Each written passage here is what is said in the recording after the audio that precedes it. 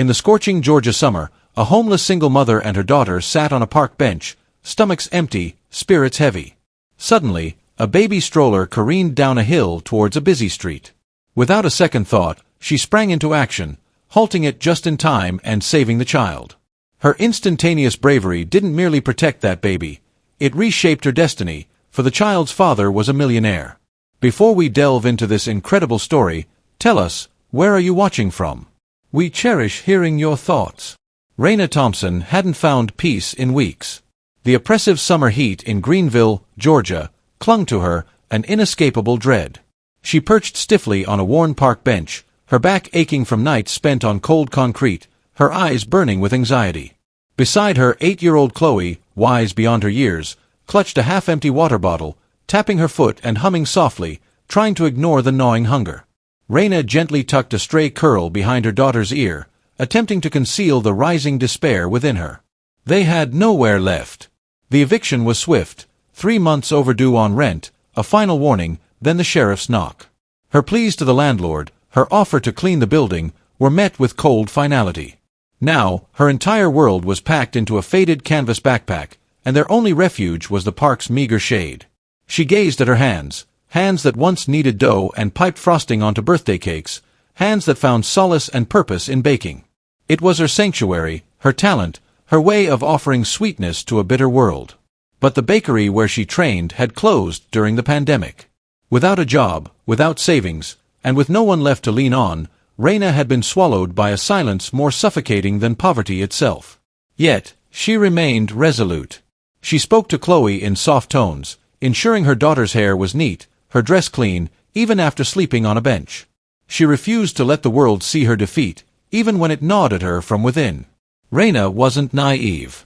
She understood that once people saw a mother and child on the street, they saw problems, not people. But today felt different, perhaps just exhaustion. Too tired to pretend hope didn't sting. She inhaled slowly, closed her eyes and whispered, "One more day. Just give me one more day to figure this out." Chloe reached up, taking her hand. Raina looked down at her daughter's small, sun-warmed fingers wrapped around her own and felt a spark ignite within her, something like steel, something like fire. She didn't know that by sundown, everything would change. She didn't know that fate was already turning, poised to test her kindness, her courage, her belief in the world. All she knew then was that she still had her child, and for now, that had to be enough.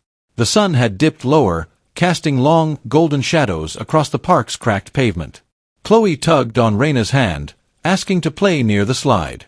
Raina hesitated, her instincts always on high alert, but she nodded. "Stay where I can see you," she murmured. Chloe skipped off, her laughter a melody too pure for their burdens. Raina leaned back, eyes half closed, wondering how much longer they could pretend they were merely enjoying a long day out, not homeless. Then she heard it. The sharp squeal of plastic wheels on concrete. Fast, erratic, wrong. Her eyes snapped open. Across the quiet park, a stroller suddenly broke loose, accelerating down a sloping walkway. The area was nearly deserted, with only a few distant bystanders too far to react. A young nanny screamed, her sandals slapping the pavement as she chased it, but the stroller had already gained too much speed. At the bottom of the hill, traffic roared, delivery trucks, city buses, cars weaving through the afternoon rush. Raina's heart pounded. She saw the stroller, rolling faster now, halfway down the incline, heading straight for the intersection where a delivery truck was turning. The driver, distracted by a phone on his dash, hadn't seen it. Time fractured, sound dulled. For a split second, Raina felt submerged, watching an unspeakable scene unfold in slow motion. Then, she moved. She didn't think, she ran. Her legs pounded the sidewalk, pain shooting through old bruises and from new hunger. She lunged forward, arms outstretched. Just as the stroller hit the curb, bouncing once, tilting, Raina caught the handle, twisting her body to absorb the impact. Her back slammed onto the asphalt as the truck's horn blared, tires screeching just feet away. The driver cursed, slamming the brakes. The world snapped back to full volume. People screamed. The nanny burst into tears. Someone clapped a hand over their mouth. Raina lay breathless, stunned, cradling the now-still stroller with trembling arms. Inside, a baby boy blinked up at her, unharmed, wide blue eyes confused, a soft stuffed rabbit in his lap. Then he was gone, scooped up by a man in an expensive suit, his face pale, voice cracking. "Oh God, oh my God," he stammered, clutching the child to his chest. "Are you hurt? Are you okay?" His eyes met Raina's, and in them, something shifted, not pity, not shock, but recognition, a gratitude deeper than words. She nodded, still catching her breath. Her palms burned, her knees throbbed, but the child was safe. Chloe came running, eyes wide with awe, wrapping her arms around her mother's waist. "You saved him, Mom," she whispered, her voice filled with wonder. And for the first time in weeks, Raina allowed herself to cry. Not from fear, not from loss, but from the sudden, overwhelming truth that she had made a difference, even with nothing, even when the world had abandoned her. The man insisted on buying her coffee, not out of politeness, his hand still trembled, but from something deeper, urgent. "Please," he urged, gesturing towards a cozy little bakery across the street. "Let me do something." Raina hesitated, still holding Chloe's hand, still reeling from the intensity.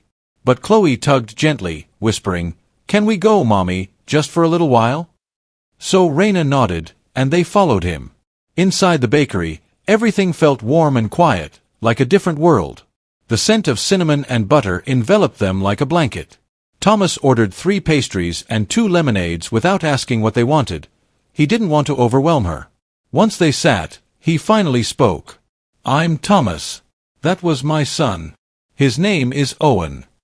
His voice cracked slightly, as if saying it aloud made the danger real again. Raina gave her name in return, then Chloe's. Her daughter offered a proud smile, sipping lemonade carefully, her posture upright, like someone who understood the weight of what had just transpired. Thomas looked at Raina for a long time, unsure how to begin. "I don't understand how you moved that fast," he finally said. "No one else did anything, not even me. You didn't hesitate." Raina shrugged, eyes downcast. "I didn't think. I just saw him and I ran. Anyone would have done the same." Thomas shook his head slowly. "No, they wouldn't." The food arrived. Chloe took a bite and whispered, "Mommy, it's so good," as if it were a secret she feared would vanish. Raina smiled faintly, but her posture remained guarded, as if still ready to flee. Thomas noticed. "You're not okay, are you?" he asked gently, but directly. She blinked once, then again. "I'm not hurt," she replied carefully. "We're just going through a time." "Do you have somewhere to stay?" he asked. The way she hesitated, the way she didn't answer, told him everything. Thomas exhaled. "Listen, I want to help. I can help. I can pay for a hotel or rent, get you some groceries, give you a fresh start, whatever you need." He reached into his wallet, pulled out a sleek black card, and slid it towards her. Raina stared at it for an endless moment, then gently pushed it back. "Thank you," she said, her voice quiet but firm. "But I don't want charity. I don't want saving. I just want a chance." Thomas tilted his head, intrigued. "A chance for what?" She looked around the bakery, the polished cases, the golden pastries, the scent of real vanilla. Her eyes softened. "To do this. To make what they make here. I know how to bake. I used to. It's the one thing that ever made me feel like I was worth something." She paused. "If I could do that again, if I could build something like this, I wouldn't need saving." Thomas leaned back slowly, absorbing her words. He studied her, this woman who had nothing yet carried herself with dignity, who threw herself into danger for a stranger's child and refused a blank check. A rare kind of strength, the kind that couldn't be bought. And at that moment, something shifted. Not pity, not guilt, but respect, and perhaps, just perhaps, recognition. Thomas leaned forward, elbows on the table, eyes locked on Raina with an intensity that wasn't threatening, but focused, like a man suddenly seeing something he hadn't noticed before. "You know what's strange?" he said slowly. "This bakery. We're sitting in it now. It's mine." Raina blinked. For a moment, she thought she misheard. "You own this place?" "I do," he said, almost with a sigh. "It used to be my mother's. She ran it for nearly 15 years. She passed away 3 years ago. I kept the business open for a while, out of loyalty, maybe grief. Hired a few managers, but it never really worked without her. It hasn't turned a profit in almost 2 years. He looked around the room at the still warm shelves and empty tables. I was actually planning to shut it down for good next month. Raina's lips parted, but she said nothing. Thomas offered a dry smile, more nostalgic than bitter. She used to say baking was like putting joy in people's mouths. I didn't get it back then. I was busy building companies and collecting meetings like trophies. But today, he looked back at her, today I saw something I hadn't seen in a long time.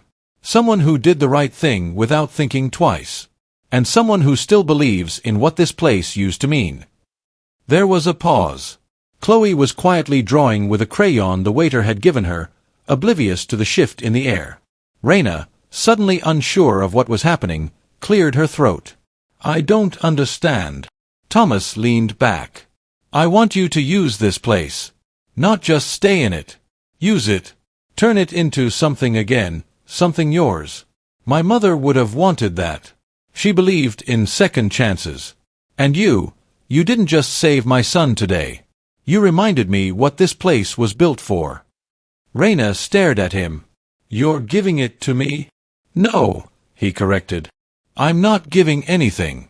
I'm offering you the space, rent-free, for 1 year. I'll throw in a starter budget to get you going. Equipment, inventory, basic licenses, nothing fancy. But if you can turn it around, if you can build something here, then it's yours to run. You keep every dollar you earn. If it doesn't work out, we shake hands and walk away. No strings. Raina couldn't speak.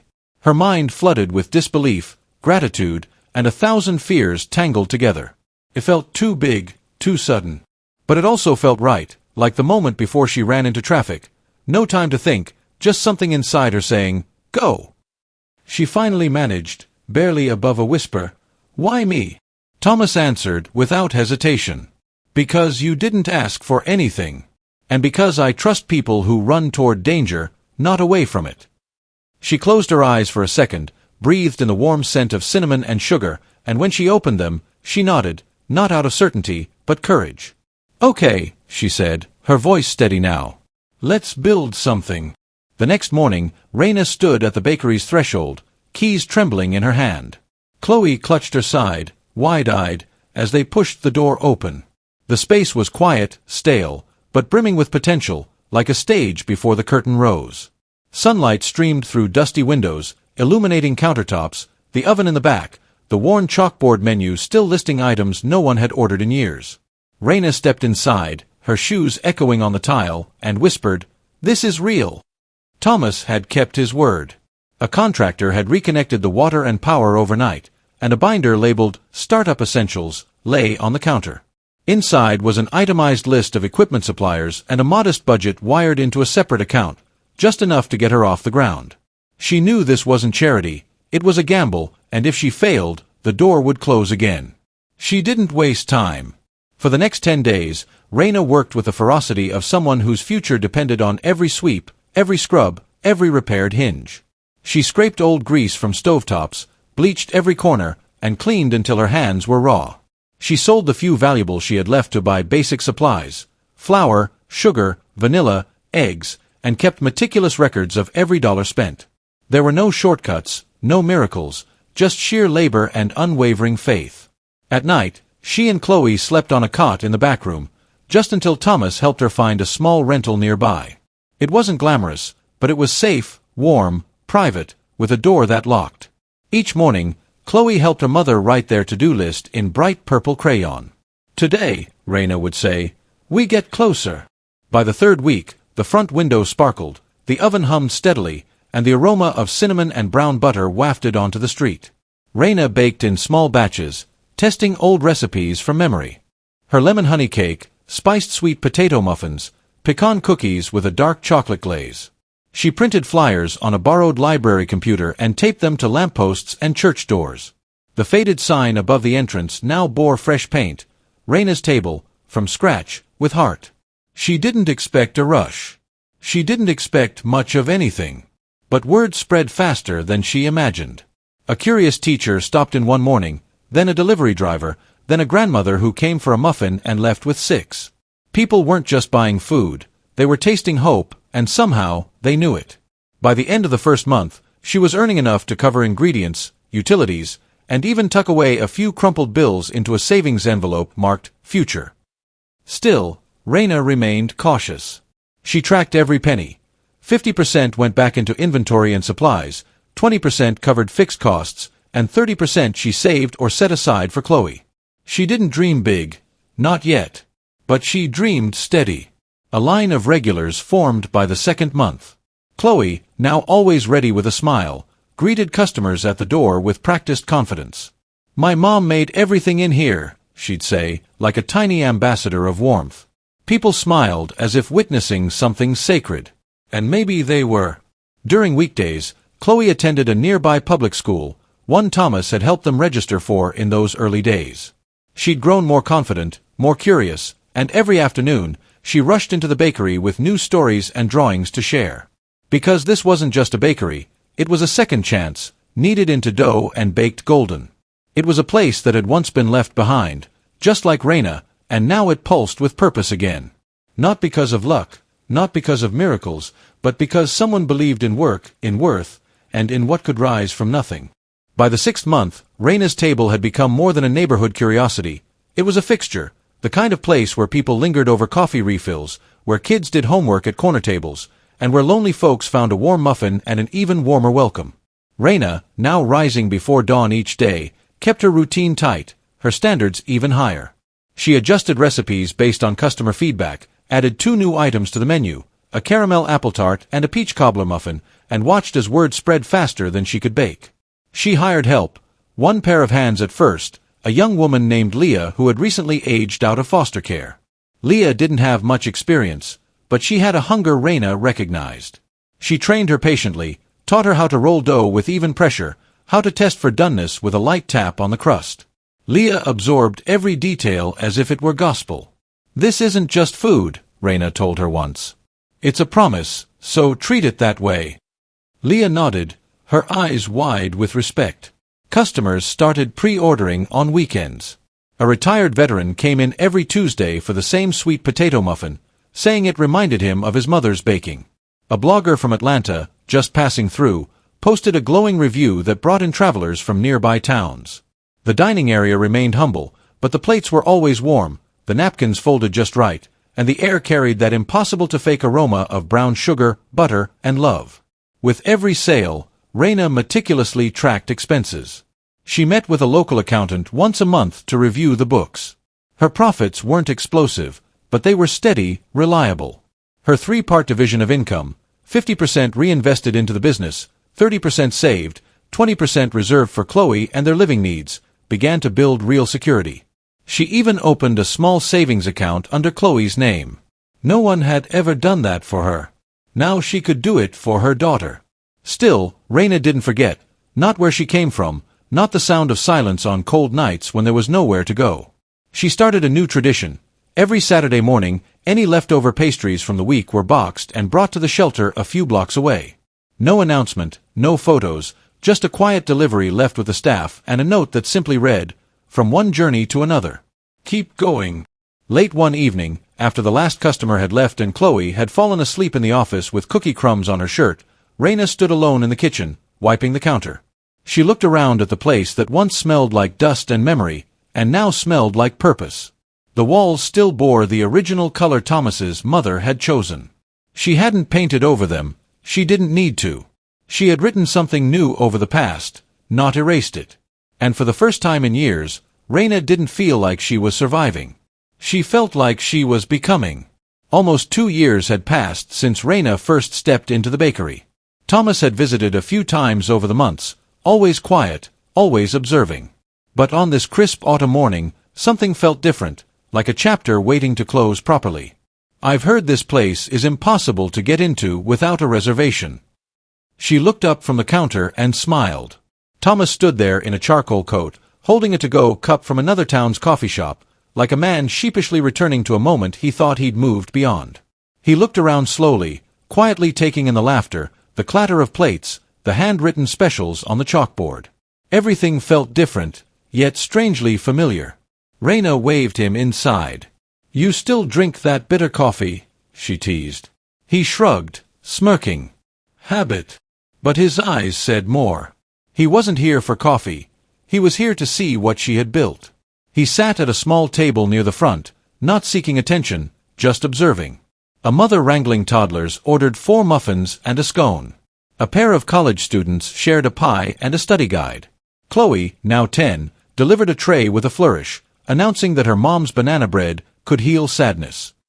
Thomas smiled, watching her. She's grown, he said. She's thriving, Raina replied, pouring him a cup of her blend, roasted locally, ground fresh every morning. He took a sip and nodded. Better than mine.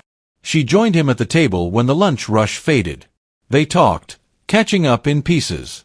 Thomas had sold off 2 of his smaller companies, taken time off, traveled with Owen. He confessed something quietly. For a long time, I thought success meant expansion. But then I saw what you did here. You didn't chase growth. You grew roots.